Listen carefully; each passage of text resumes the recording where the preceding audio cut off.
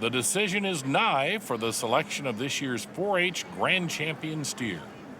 The winners of their respective classes are entering the ring under the eye of Judge Jerry Douglas. The line of steers is remarkably uniform and reflective of what the judge says he's seeking in a champion. A few years ago at Denver, you could go and the tallest one was first and the shortest one last. Then about 4 or 5 years later, we went with the shortest one being first and the tallest one being last.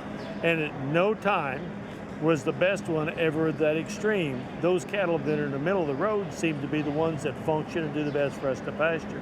And I like cattle that are middle of the road. I like cattle that are moderate frame, good bodied. With $9 corn, you wanted to convert pretty efficient, and those cattle that are really large frame don't seem to do that very well for us. So I've settled in the middle of the road. Still like power, like a lot of muscle, and I like cattle that flesh real easy and have a lot of body. Raised on an Oklahoma cattle ranch, Douglas currently coaches the University of Georgia livestock judging teams. Prior to that, he was earning his reputation as a judge and coach at Northeastern Oklahoma A&M. He's judged many of the major shows in North America, but remains fond of the Iowa State Fair. I've judged a lot of steer shows from Calgary to Old Mexico and from the East Coast to the West. And there's shows that I've judged that stand out in my mind. And the best steer that I believe I've ever seen was at the Iowa State Fair. Jerry Douglas knows what he wants. Sired by Sunseeker. He knows where he can find it, the Iowa State Fair.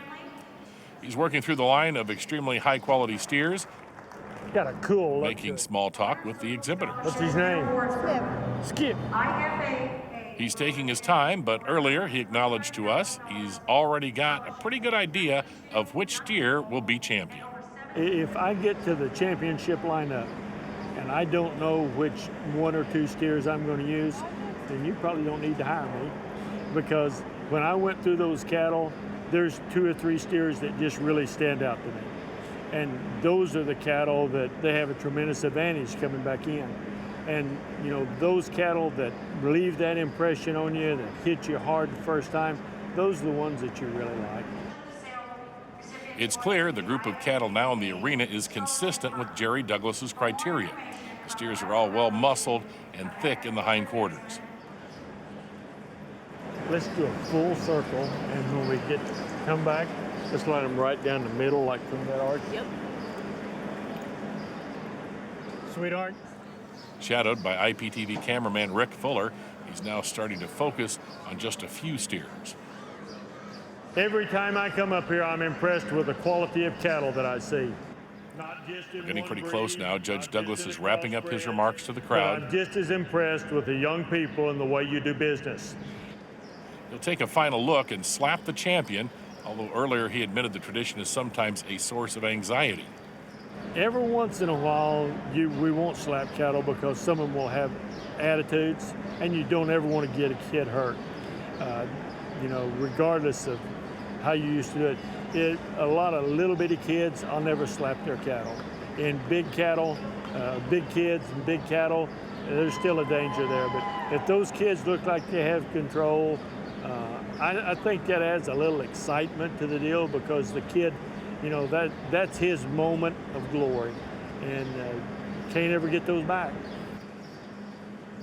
The judge is now on his final approach, and he's headed toward the crossbred steer of Tyler Faber. Let's just use him. And there's the champion of the 2008 State Fair, the 1,310-pound crossbred steer of Tyler Faber of Sioux Center. Oops, and some of the judges' concerns of the champion's slap are being fully illustrated. He didn't like that. You did, though.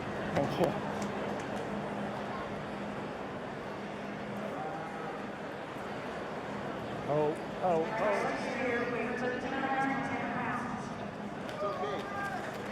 You all right? The champion is now under control, and Jerry Douglas is selecting a reserve champion. That goes to 1,305-pound crossbred of Rebecca Freeman of Boone. And the 3rd, 4th, and 5th picks are the steers of Mandy Muir of Royal, James Sullivan of Dunlap, Nolan Ferguson of New Sharon. And that's the story from the Livestock Pavilion.